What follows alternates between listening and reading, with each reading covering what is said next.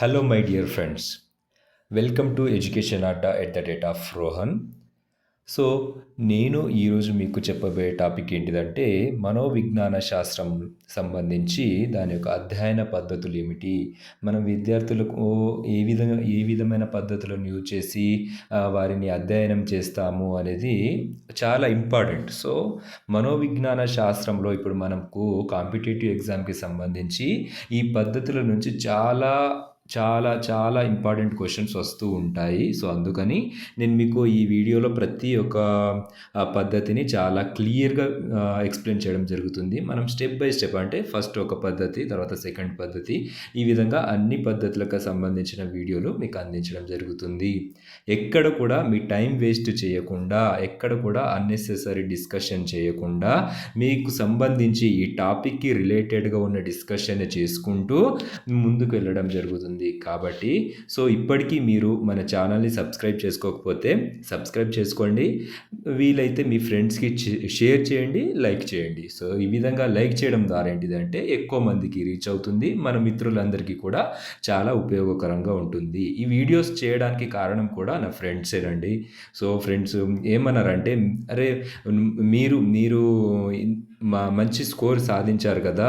మీకు సంబంధించిన నోట్స్‌కి సంబంధించి వీడియోలు చేయండి. చాలామందికి యూజ్ అయితదని" వారు ఇచ్చిన సలహా ప్రకారమే నేను మీకోసం ఇలాంటి వీడియోలు క్లాసెస్ చేయడం జరిగింది. సో, మై డియర్ ఫ్రెండ్స్, నేను ఇంకా ఎక్కువ డిస్కషన్ చేయలేను. మన టాపిక్‌లోకి వెళ్ళిపోదాం. సరేనా? మీ టైం కూడా నాకు చాలా ఇంపార్టెంట్ కాబట్టి ఇతరత్ర అన్నెసెసరీ వర్డ్స్ యూజ్ చేయకుండా టాపిక్‌లోకి వెళ్ళిపోదాము. సో, ఈరోజు మనం మనోవిజ్ఞాన శాస్త్ర అధ్యయన పద్ధతులకు సంబంధించి అంతా పరిశీలన పద్ధతి, ప్రయోగ పద్ధతి, వ్యక్తి చరిత్ర పద్ధతి, పరిపృచ్ఛ, దీనినే ఇంటర్వ్యూ అని అంటారు. సో, నెక్స్ట్ పరీక్ష, ఇదే ప్రశ్నావళి అన్నమాట. నిర్ధారణ మాపనులు కావచ్చు, అనుదైర్ఘ్య తిర్యక్ విధానములు కావచ్చు. సో, ఇవి రకరకాల పద్ధతులు అన్నమాట. దేనికి సంబంధించి మన మనోవిజ్ఞాన శాస్త్రంలో ఆ పిల్లలను ఏ విధంగా ఏ పద్ధతులను ఉపయోగించుకొని మనము వారిని అధ్యయనం చేస్తాము, అదేవిధంగా వేరియస్ కాన్సెప్ట్స్, ఎలాంటి కాన్సెప్ట్స్ని యూజ్ చేస్తాము, ఏ పద్ధతి చాలా ఉపయోగకరంగా ఉంటుంది, ఏ పద్ధతి అంత యూజ్ఫుల్గా ఉండదు మనకి అనేది ఇంపార్టెంట్ అనమాట. ఈ పద్ధతుల నుంచి తప్పకుండా ఒక క్వశ్చన్ గ్యారంటీగా వస్తుంది, గమనించగలరు. సో, ఫస్ట్ మెథడ్ వచ్చేసి మనం డిస్కషన్ చేసుకుందాము, అంత పరిశీలన పద్ధతి. దానికి సంబంధించి ఫస్ట్ది ఏంటిది, అంతా పరిశీలన పద్ధతి గురించి మనం డిస్కషన్ చేస్తున్నాము. దీనినే అంతరీక్షణ పద్ధతి అని కూడా అంటారు. సో, ఇందులో కీ పాయింట్స్, మీరు ప్రత్యేకంగా కీ పాయింట్స్ రాసుకోవాల్సిన అవసరం లేకుండా నేనే మీకోసం ఏందండి, చదివితే మొత్తం పెద్ద పెద్ద గ్రంథాలే చదువుకోవచ్చు, పెద్ద పెద్ద బుక్కులనే రాయొచ్చు మనం. కాకపోతే అలా కాకుండా మనం ఎలా చదవాలి, ఒక కాంపిటేటివ్ యాస్పిరెంట్ అనేవాడు ఏ విధంగా ఉండాలి అనే దాన్ని బేస్ చేసుకొనే నేను ఈ విధంగా మీకోసం ఇంపార్టెంట్ పాయింట్స్ని చేయడం జరుగుతుంది. అందులో భాగంగా ఇప్పుడు అంతా పరిశీలన పద్ధతి లేదా అంతరీక్షణ పద్ధతి, దానికి సంబంధించి కీ పాయింట్స్ ఏంటిది, ఇక్కడ నేను చేశాను. వ్యక్తి యొక్క అంతర్గత పరిశీలన, introspection method, intro and spection, Latin, Saint Augustine, సంరచనాత్మక వాదులు, అభివృద్ధి. అంటే ఈ పాయింట్స్ని చూస్తే మనకు ఈ పద్ధతిలోని అంశాలన్నీ కూడా గుర్తుకు రావడం జరుగుతుంది. ఒకవేళ మీరు ఆల్రెడీ చదువుకున్న విద్యార్థులైతే ఈజీగా క్యాచ్ చేయగలుగుతారు. ఒకవేళ కొత్త యాస్పిరెంట్ అయితే నేను ఇప్పుడు చెప్పబోయే ఎక్స్ప్లెనేషన్ విని ఆ ఎక్స్ప్లెనేషన్ ద్వారా మీకు ఇంకోసారి ఈ కీ పాయింట్ చూసుకున్నారనుకోండి, చాలా ఈజీగా గుర్తుండడం జరుగుతుంది. సో, ఇప్పుడు చూసేద్దాం వ్యక్తి యొక్క అంతర్గత పరిశీలన అన్నమాట. సో, అంత పరిశీలన పద్ధతి బేసిక్గా దేనికి సంబంధించింది అంటే, ఎవరి ప్రవర్తననైతే మనం అంచనా చేయాలి అనుకుంటున్నామో వారిని ఏదైనా సంఘటనకు కానీ పరిస్థితికి కానీ గురి చేసి ఆ సంఘటన లేదా పరిస్థితి ఎదురైనప్పుడు ఆ వ్యక్తి తన మనసులో తానెలాంటి ఆలోచనకు, అనుభవానికి, అనుభూతికి లోనయ్యాడో తనకు తానే పరిశీలించుకొని మౌఖిక రూపంలో లేదా లిఖిత రూపంలో కానీ బయటకు చెప్పడం జరుగుతుంది. సో, దీనినే అంతః పరిశీలన పద్ధతి అని అంటారు. అంతః పరిశీలన పద్ధతి, ఒక వ్యక్తి ఉంటాడు కదా, తన మనసులోని భావాలు తనకు మాత్రమే తెలుస్తుంది, అతను చెప్తే కానీ మనకు తెలియదు. ఈ విధంగా ఎప్పుడైనా మనం సాధారణంగా గమనిస్తే మన డైలీ లైఫ్ సిట్యుయేషన్‌లో కొంతమంది బాధపడుతుంటారు. కొంతమంది సంతోషపడుతుంటారు. సో, వారిని మనం అడిగినట్లయితే వారేం చెప్తారు? బాధలో ఉన్న వ్యక్తిని అడిగితే తన బాధను పంచుకుంటాడు. సో, ఆ బాధ అనేది తనకు మాత్రమే తెలుస్తుంది కదా! మనకు ఎక్స్‌ప్లెయిన్ చేసిన తర్వాత మనకు అర్థమవుతుంది. ఓహో! ఫలానా వాడికి ఈ బాధ ఉంది అని మనకు అర్థమవుతుంది. అంటే తనకు తాను విశ్లేషించుకొని, తను ఎలాంటి బాధను పడుతున్నాడో తనకు తానే అవగాహన చేసుకొని, అర్థం చేసుకొని, అన్ని విధాలుగా పరిశీలించుకొని ఎదుటి వ్యక్తికి చెప్పగలుగుతాడు. కాబట్టి దీనిని అంతః పరిశీలన పద్ధతి అని అంటారు. సో, ఈ అంతః పరిశీలన పద్ధతిని ఇంగ్లీష్‌లో ఏమంటారు? ఇంట్రోస్పెక్షన్ మెథడ్ అంటారు. చూడండి ఇక్కడ సెకండ్ పాయింట్ ఏమన్నాను నేను? Key point introspection method.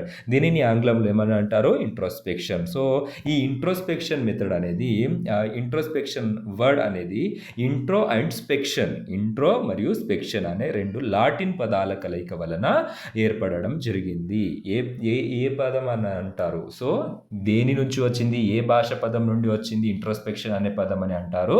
So, మీరు గమనించాలి. గ్రీకునా, లాటినా, అరబిక్ సంథింగ్ అంటే చాలా రకాల భాషలను యూజ్ చేసేస్తాడు ఎగ్జామినర్. సో, మనం ఈ కన్‌ఫ్యూజ్ కాకుండా ఏ విధంగా ఉండాలి? ఇంట్రో లాటిన్ లాటితో ఇంట్లోకెళ్లారు. గమనించాలి. ఇంట్రోస్పెక్షన్ లాటితో ఇంట్లోకి చూసారు. స్పెక్షన్ ఓకేనా? ఇన్స్పెక్షన్ అట్లా అంటాం కదా! సో, లాటిన్ ఇంట్రోస్పెక్షన్ లాటితో లోపలికి వెళ్ళాడు పోలీస్. ఇట్లా ఏదో ఒకటి మనం కోడ్‌గా గుర్తుంచుకుంటే చాలా యూజ్‌ఫుల్‌గా ఉంటుంది. అదేవిధంగా ఈ పద్ధతిని ఎవరు అసలు అంటే ఎవరు ప్రవేశపెట్టాడు? ఏదైనా సరే ఒక పద్ధతి అనేది ఏర్పడిందనంటే దానికి ఒక రూపకర్త అనేవాడైతే ఒకరుంటారు కదా! సో, ఆ రూపకర్తనే ఇప్పుడు సెయింట్ అగస్టిన్ అన్నమాట. ఈ సెయింట్ అగస్టిన్ అనే వ్యక్తి ఈ అంతా పరిశీలన పద్ధతిని రూపొందించడం జరిగింది. అయితే ఇతను రూపొందించాడు కరెక్టే. కానీ దీనిని డెవలప్ చేసింది మాత్రం ఎవరు? సంరచనాత్మకవాదులు అన్నమాట. ఈ సంరచనాత్మకవాదులలో ముఖ్యమైన వారు ఎవరు? విలియం వూంట్ అని మనం చదువుకున్నాం కదా! మన మనోజ్ఞాన శాస్త్ర పరిచయంలో విన్నాము కదా! సో, మీరు ఒకవేళ చూడకపోతే ఆ వీడియో చూడండి. ఎందుకంటే ఏదో నా కోసం కాదు, మన కోసం, నీ కోసం, మీకు మంచి స్కోర్ సాధించడం కోసమే నేను తపన పడుతున్నాను. కాబట్టి మంచి స్కోర్ సాధించాలంటే ప్రతి వీడియో, ప్రతి పాయింట్ కూడా మీకు చాలా యూజ్‌ఫుల్‌గా ఉంటుంది. గమనించాలి. సో, ఈ సంరచనాత్మకవాదులు దీనిని అభివృద్ధి చేయడం జరిగింది. మన క్వెషన్ కూడా అడుగుతారు ఏమని? సెయింట్ అగస్టిన్ మళ్ళా విలియం వూంట్ ఇలాంటి క్వెషన్స్ ఆప్షన్స్‌లో ఇస్తారు. ఏ విధంగా అంటే రూపకర్త ఎవరు అని ఇవ్వచ్చు. రూపకర్త ఎవరు? అంతా పరిశీలన పద్ధతి యొక్క రూపకర్త ఎవరు అని అంటే సెయింట్ అగస్టిన్. అదే అభివృద్ధి పరిచినది ఎవరు దీనిని అని అంటే సంరచనాత్మకవాదులు. ఈ విధంగా ఈ పద్ధతిలో పరిశీలించేవారు ఉంటారు, పరిశీలించబడేవారు ఉంటారు. ఈ పరిశీలించబడేవారు కూడా ఒక్కరే. ఈ విధంగా క్వెషన్ ఏమని అడుగుతారంటే ఈ క్రింది వాటిలో ఏ పద్ధతిలో పరిశీలించబడేవారు కావచ్చు, పరిశీలించే వ్యక్తి కావచ్చు. పరిశీలించే వ్యక్తి, పరిశీలించబడేవారు ఆ 2 కూడా ఒక్కరే కలిగిన పద్ధతి ఏది అని అడగవచ్చు. అదే అంతా పరిశీలన పద్ధతి. సో, గమనించాలి. Important, very very important point ఇప్పుడు నేను చెప్పింది. ఒక వ్యక్తి తన అంతర్గత మానసిక స్థితిని తనకు తాను పరిశీలించుకుంటాడు కాబట్టి తనే పరిశీలకుడు, అదేవిధంగా తనే అతను ప్రయోక్త కూడా అతనే, ప్రయోజ్యుడు కూడా అతనే. ఈ విధంగా గమనించాలి. అదేవిధంగా దీనికి సంబంధించి కొన్ని మెరిట్స్ ఉన్నాయి, డిమెరిట్స్ ఉన్నాయి. మనం గమనిద్దాం. మెరిట్స్ ఏంటిది, డిమెరిట్స్ ఏంటిది చూసిద్దాం. సో, ఇక్కడ కొన్ని అంతఃపరిశీలన పద్ధతికి సంబంధించి కొన్ని మెరిట్స్ ఉన్నాయి. ఇందులో మెరిట్స్ గమనిస్తే ఇతరులకు నో ఛాన్స్. అంటే ఇతరులకు నో ఛాన్స్ అంటే ఏంటిది? ఇక్కడ ఇతరులకు చెప్పుకోవడానికి వీలు లేనిది. అంటే ఇప్పుడు నేనున్నాను అనుకోండి, సపోజ్‌గా నాకేదో ఒక బాధ కలుగుతుంది, బాధతో ఉన్నాను. వేరే వారు ఒకరు వచ్చారు, కానీ అది నేను పర్సనల్‌గా ఏదో లవ్ ఫెయిల్యూర్ వల్లనో, నేను ఎగ్జామ్‌లో మంచి స్కోర్ సాధించకపోవడం వల్లనో బాగా బాధపడుతున్నాను. అయితే ఎదుటి వ్యక్తి వేరే వారు వచ్చి అరే ఏమైందిరా అని నన్ను అడిగేసరికి నేను వారికి సమాధానం కరెక్ట్‌గా ఇవ్వచ్చు, ఇవ్వకపోవచ్చు గదా! అంటే ఇవ్వచ్చు. కొన్ని కొన్ని బాధలను షేర్ చేసుకోవచ్చు. అలాంటిదనమాట. ఆ విధంగా కొన్ని బాధలను మనం షేర్ చేసుకోవడం వల్ల మన మైండ్ కాస్త రిలాక్స్‌గా ఉండడము. అదేవిధంగా మనం కొంచెం రిలీఫ్‌గా అయ్యి మళ్ళా నెక్స్ట్ నెక్స్ట్ ఫర్దర్‌గా స్టెప్ తీసుకోవడానికి చాలా యూజ్‌ఫుల్‌గా ఉంటుంది. అదేవిధంగా వ్యక్తిగత విషయాలను మనది మనమే ఆత్మ పరిశీలన చేసుకోవడం. ఇప్పుడు నేను చెప్పాను కదా! ఏదో ఒక బాధలో ఉన్నాను. తర్వాత నాది నేనే ఆత్మ పరిశీలన చేసుకోవడానికి ఈ పద్ధతి చాలా ఉపయోగకరం ఉంటుంది. సెల్ఫ్ అనలైసిస్ అనమాట. ఎప్పుడైతే మనం ఓహ్, అప్పుడప్పుడు అంటారు కదా! మీ మొఖం అద్దంలో చూసుకుంటే మీ గురించి మీరే తెలుసుకోగలుగుతారు. రోజుకి కనీసం ఒక గంట అయినా అద్దంలో మీ ఫేస్ చూసి మీది మీరు మాట్లాడుకోండి అని అంటారు కదా! అది మన జీవితానికి చాలా యూజ్‌ఫుల్‌గా ఉంటుంది. మీరు ఒక్కసారి ట్రై చేసి చూడండి. మీకే తెలుస్తుంది. ఈ పద్ధతిని ఎప్పుడైనా, ఎక్కడైనా ఉపయోగించుకోవచ్చు మనము. దీనికి టైమ్ సెన్స్ అనేది ఉండదు. ఏముండదు. ఏ టైంలో అయినా మనం ఈ పద్ధతిని ఉపయోగించుకోవచ్చు. అదేవిధంగా దీనికి ఎలాంటి ఖర్చు కూడా ఉండదు. పర్సనల్ ఎక్స్‌పీరియన్స్‌ని షేర్ చేసుకోవడానికి మనం ఎలాంటి ఖర్చు పెట్టము, ఏం చేయము. మనం సరదాగా మాట్లాడుకుంటాం. అందులో భాగంగానే ఈ పదాలు కూడా మన ఎక్స్‌పీరియన్స్ కావచ్చు, మన బాధలు, సంతోషాలు అన్నీ బయటికి వస్తూ ఉంటాయి. అదేవిధంగా దీనికి సంబంధించి కొన్ని డీమెరిట్స్ కూడా ఉన్నాయి. అన్ని మెరిట్సే ఉండవు కదా! ఇప్పుడు కొన్ని పద్ధతులు అంటే ఒక వ్యక్తి ఉన్నాడనుకో అందులో మంచి ఉంటుంది, చెడు కూడా ఉంటుంది. సో, ఈ పద్ధతి మనకు ఎంతవరకు యూజ్‌ఫుల్లో మాట్లాడుకున్నాం కదా! అంటే ఇతరులకు నో ఛాన్స్, ఆత్మ పరిశీలన, నో ఖర్చు, పర్టిక్యులర్ టైం అవసరం లేదు.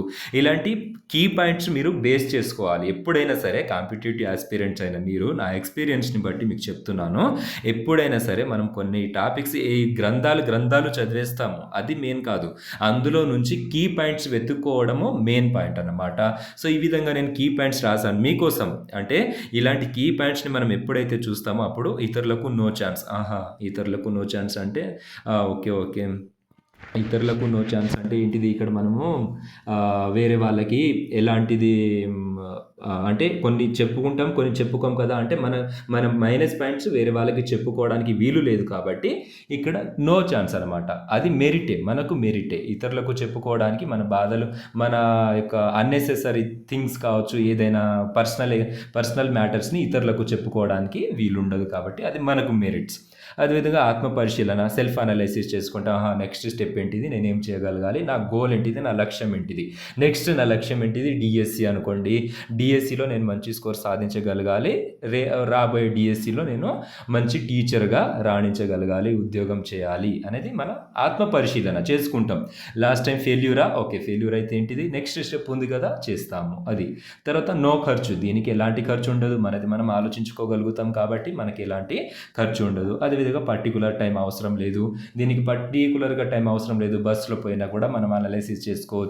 ఆటోలో, బస్సులో, డ్రైవింగ్‌లో, కూర్చున్నప్పుడు, తిన్నప్పుడు, పడుకున్నప్పుడు, బాత్రూమ్‌లో స్నానం చేస్తున్నప్పుడు ఏ టైంలో అయినా మనము ఆలోచించగలుగుతాము. సెల్ఫ్‌గా అనలైసిస్ చేసుకోగలుగుతాము. ఈ విధంగా అన్ని రకాలుగా మెరిట్స్ ఉన్నాయి కదా! దీనికి సంబంధించి డీమెరిట్స్ ఏంటిదో గమనించుదాం. డీమెరిట్స్. అంతా పరిశీలన పద్ధతికి సంబంధించి కొన్ని డీమెరిట్స్ కూడా ఉన్నాయి. డీమెరిట్స్ ఏంటిదంటే మనోవిజ్ఞాన శాస్త్ర అధ్యయన పద్ధతుల్లో ఇది అత్యంత ఆత్మశ్రయత కలిగిన పద్ధతి అన్నమాట. కనుక ఈ పద్ధతిలో వచ్చే ఫలితాన్ని విశ్వసనీయత ఉండదు. ఎందుకు విశ్వసనీయత ఉండదు అంటే ఆ వ్యక్తి ఇప్పుడు నేను ఉన్నాను, నా బాధను నేను షేర్ చేస్తున్నాను. అది నిజమా కాదా అనేది ఎవరు తెలుస్తారు? నేను తప్ప. మరి అలాంటప్పుడు అది ఖచ్చితమైన మ్యాటర్, అది నిజమే జరిగింది, అబద్ధమో జరిగిందో, నాకు అసలు ఆ బాధ కలగకపోయినా నేను కావాలని యాక్టింగ్ చేస్తూ బాధపడుతున్నానో, అలాంటిది చాలా ఖచ్చితంగా మనము బయటికి తీయడానికి అవకాశం ఉండదు. కాబట్టే ఇది అత్యంత ఆత్మశ్రయత కలిగిన పద్ధతి అనమాట. అంటే దీనినే సబ్జెక్టివిటీ అని అంటారు. వ్యక్తినిష్టత అని కూడా అంటారు. అంటే వ్యక్తినిష్టత వ్యక్తికి మాత్రమే రిలేటెడ్‌గా ఉంటుంది. వ్యక్తి ఏమంటే అదే ఫైనల్ అనమాట. అక్కడ మనం అనలైసిస్ చేయడానికి వేరే వ్యక్తి వచ్చి అనలైసిస్, అరే ఇది తప్పు, నువ్వు చెప్పేది తప్పు, నీకు బాధ లేదు, ఇది అది అని వాడు చెప్పడానికి, జడ్జిమెంట్ ఇయ్యడానికి కూడా చాలా అవకాశం చాలా చాలా తక్కువ, అసలు లేదనే చెప్పుకోవచ్చు మనం ఇందులో. అదేవిధంగా చిన్న పిల్లలకు నో యూజ్. చిన్న పిల్లలకు నో యూజ్ అంటే ఏంటిది? ఈ అంతఃపరిశీలన పద్ధతి అనేది చిన్నపిల్లలను పరిశీలించడానికి కానీ, పశుపక్షాదులకు కానీ, మానసిక రోగులకు సంబంధించి కానీ, నిరక్షరాస్యులైన వారికి కానీ, మూగవారికి కానీ, వారి ప్రవర్తనను వారికి సంబంధించిన అంశాలను మనం తెలుసుకోవడానికి అంతగా యూజ్ అవ్వదు. ఎందుకంటే అంతఃపరిశీలన పద్ధతి ఏంటిది? తమకు తాము అంతర్గతంగా పరిశీలించుకొని బయటికి చెప్పగలగాలి కదా! మరి చిన్నపిల్లలకు ఇది ఎక్కడుంటుంది? అంత అవగాహన చేసుకోలేరు కదా! అరే నీది నువ్వు ఏమనుకుంటున్నావు పరిశీలించుకొని చెప్పమంటే బిత్తిరి చూపులు చూసి మనల్ని రెండు లాగి కొట్టేసి వెళ్ళిపోతాడు. సో పిల్లల మైండ్ సెట్ అలా ఉంటుంది కదా. చిన్నపిల్లల మైండ్ సెట్ ఏంటిదో మనకు తెలుసు ఆల్రెడీ. బిఎడ్ చేసిన విద్యార్థులుగా మనకు తెలుసు. కాబట్టి చిన్నపిల్లల మనస్తత్వాన్ని మనం అంతగా గ్రహించలేము. అదేవిధంగా పశుపక్షాదుల యొక్క బిహేవియర్ని, పశుపక్షాదులను అంతగా దీని ద్వారా మనం అధ్యయనం చేయలేము. మానసిక రోగులు అని అంటే మీకు తెలుసు కదా, మెంటల్లీ డిసేబుల్డ్ ఉంటారు చాలామంది, వారిని అధ్యయనం చేయలేము. మూగవారిని అయితే అసలుకే అధ్యయనం చేయలేము. ఈ విధంగా ఈ విధంగా ఇది చాలా ఇంపార్టెంట్ బిట్ అండి. సో మనోవిజ్ఞాన శాస్త్ర అధ్యయన పద్ధతులలో చిన్నపిల్లలు, పశుపక్షాదులు, మానసిక రోగులు, నిరక్షరాస్యులైన మూగవారికి మొదలైన వారి ప్రవర్తనను అధ్యయనం చేయడానికి యూజ్ అవ్వని పద్ధతి ఏది అని గమనిస్తే అందులో ఒకటి అంతఃపరిశీలన పద్ధతి అని మనం గమనించాలి. ఒక వ్యక్తి ఏదైనా విషయాన్ని అనుభవిస్తూ అదే సమయంలో ఆ విషయాన్ని బయటకు వ్యక్తపరచడం సాధ్యం కానే కాదు. ఎందుకంటే ఇప్పుడు ఎవరైనా ఒక వ్యక్తి ఒక విషయాన్ని అనుభవిస్తున్నారు, ఒక పెయిన్ని అనుభవిస్తున్నారు అనుకోండి. ఆ పెయిన్ని అనుభవిస్తున్నాడు కానీ వెంటనే ఆ విషయాన్ని వేరే వాళ్ళకి ఎక్స్ప్లెయిన్ చేయడం సాధ్యం కాదు. ఆ పెయిన్ కాస్త తగ్గి, ఆ బాధ కాస్త తగ్గిన తర్వాత అతను కాస్త రిలాక్స్ అయ్యి ఎక్స్ప్లెయిన్ చేయడం జరుగుతుంది. ఆ ఎక్స్ప్లెయిన్ చేసేటప్పుడు కూడా అన్నీ కరెక్ట్గానే ఎక్స్ప్లెయిన్ చేస్తాడా అని అంటే చెయ్యలేడు. ఎందుకంటే అతను కొన్ని ప్లస్ పాయింట్స్ మాత్రమే చెప్పుకోగలుగుతారు కానీ మైనస్ పాయింట్స్ చాలామంది చెప్పుకోవడానికి ఇష్టపడరు. సో ఇది గమనించాలి. ఎవరైనా సరే, నేనైనా సరే, మీరైనా సరే, మనం ఏం చెప్తాము, ఒక వ్యక్తి తన గొప్పతనాన్ని గురించి మాత్రమే చెప్పుకుంటారు కానీ తనకు సంబంధించి మైనస్ పాయింట్స్ చెప్పుకోరు అన్నమాట బయటికి. సో అది ఇందులో డిమెరిట్గా మనము చెప్పవచ్చు. ఈ విధంగా ఇలాంటి డిమెరిట్స్ వల్ల ఈ అంతఃపరిశీలన పద్ధతి అనేది తిరస్కరణకు గురి కావడం జరిగింది. ఎందుకంటే ఒక వ్యక్తి తనకు తానే ప్రయోజుడు తానే అయినప్పుడు, పరిశీలన కూడా తనకు తానే చేసుకున్నప్పుడు ఇతరులకు అతని యొక్క పూర్తి వివరాలు, బయోడేటా కావచ్చు, ఏ ఇన్ఫర్మేషన్ ఉన్నా కూడా క్లారిటీగా తెలిసే అవకాశం లేదు. కాబట్టి ఈ పద్ధతి తిరస్కరించబడడం జరిగింది. సో ఇది మన అంతఃపరిశీలన పద్ధతికి సంబంధించి. సో ఇంకా చాలా పద్ధతులు ఉన్నాయి కదా మనకి. ఏమేం పద్ధతులు ఉన్నాయి? అంతఃపరిశీలన పద్ధతి తర్వాత పరిశీలన పద్ధతి ఉంది, ప్రయోగ పద్ధతి. ఈ అంతఃపరిశీలన పద్ధతి తిరస్కరణకు గురి కాబడింది అని చెప్పాను కదా. సో ఈ అంతఃపరిశీలన పద్ధతి ఎప్పుడైతే తిరస్కరణకు గురి కాబడిందో ఆ తర్వాత వచ్చిన పద్ధతే పరిశీలన పద్ధతి. ఈ పరిశీలన పద్ధతి అనేది మనకి ఏ విధంగా యూజ్ అవుతుంది? మరి చిన్నపిల్లలకు కావచ్చు, పశుపక్షాదులు కావచ్చు, మానసిక రోగులకు కావచ్చు, అదేవిధంగా మెంటలీ డిసేబుల్డ్ పర్సన్స్కి కావచ్చు, ఏ విధంగా ఉపయోగకరంగా ఉంటుంది అనేది మనం ఈ పరిశీలన పద్ధతిలో తెలుసుకోగలుగుతాము. అదేవిధంగా ప్రయోగ పద్ధతి అనేది అత్యంత నిష్ఠత కలిగిన పద్ధతి అన్నమాట. ఇందులో సబ్జెక్టివిటీ కాకుండా మన వస్తునిష్టతకి ఎక్కువ ప్రాధాన్యత ఇవ్వడం జరుగుతుంది. వ్యక్తి చరిత్ర పద్ధతి ఉంటుంది, పరీక్ష, నిర్ధారణ మాపనులు, అనుదర్గ తిర్యక్ విధానములు, ఇలాంటి అనేక రకాల పద్ధతులు ఉన్నాయి కదా. సో మనకు వీడియో లెంత్ ఎక్కువగా కాకుండా ఉండేందుకు మీకు అనుకూలంగా ఉండే విధంగా, అంటే నేను కూడా ఎక్స్పీరియన్సే కదా, నేను కూడా ఇలాంటి వీడియోలు ఎన్నో చేశాను. ఇలా ఎక్కువ లెంతీగా ఉన్నా కూడా మీకు బోర్ కొట్టే అవకాశం ఉంది. కాబట్టి సో నేను ఇంతటితో వీడియో ఆపేస్తున్నాను. ఇప్పటికీ మీరు మన ఛానల్ని సబ్స్క్రైబ్ చేసుకోకపోతే ఛానల్ని సబ్స్క్రైబ్ చేసుకోండి. అదేవిధంగా వీలైతే మీ ఫ్రెండ్స్కి షేర్ చేయండి. మన ఛానల్ని లైక్ చేసి రోజు మనం చేయబోయే వీడియోలను మీరు ఆదరిస్తూ రోజు చూస్తూ మంచి స్కోర్ సాధించగలిగితే సాధించగలగాలని మనస్ఫూర్తిగా కోరుకుంటూ ఇంతటితో మనం ఈ క్లాస్ని ఆపేద్దాము. రేపు మరొక క్లాస్తో మీ ముందుకు వస్తాను. ఆ క్లాసే పరిశీలన పద్ధతికి సంబంధించి. సో ఇంతకుముందు వీడియోలో ఒకవేళ మీరు చూడకపోతే చూడండి. మనోవిజ్ఞాన శాస్త్ర పరిచయంలో మనము మనోవిజ్ఞాన శాస్త్రం అనేది ఏంటిది, దాని యొక్క అది దేనికి అధ్యయనం చేస్తుంది అనే అంశానికి సంబంధించి చాలా క్లియర్గా వివరించడం జరిగింది.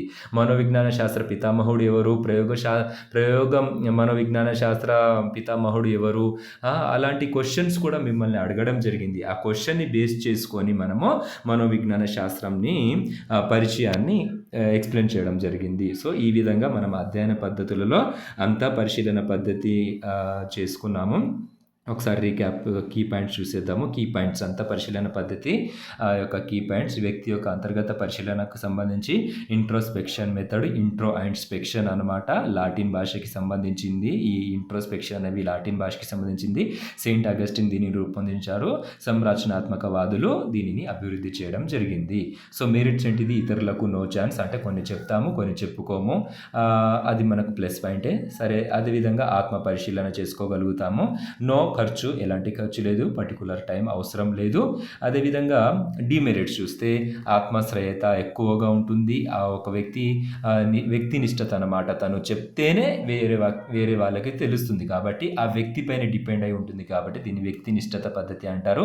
చిన్నపిల్లలకు నో యూజ్, ఎందుకంటే వారు ఆత్మ పరిశీలన చేసుకొని వారికి చెప్పేంత ఓపిక అంటే ఎక్కువ ఇది చేయలేరు వాళ్ళు, కాబట్టి వారికి నో యూజ్. పశుపక్షాదులకు కావచ్చు, మెంటలీ డిజేబుల్డ్ పర్సన్స్కి కావచ్చు, మానసిక రోగులకు కావచ్చు ఈ పద్ధతి ఉపయోగకరంగా ఉండదు. అదేవిధంగా ఈ విధంగా డిమెరిట్స్ ఉండడం వల్ల ఈ పద్ధతి అనేది చాలామంది మనోవిజ్ఞాన శాస్త్రవేత్తలచే తిరస్కరణకు గురి కాబడింది.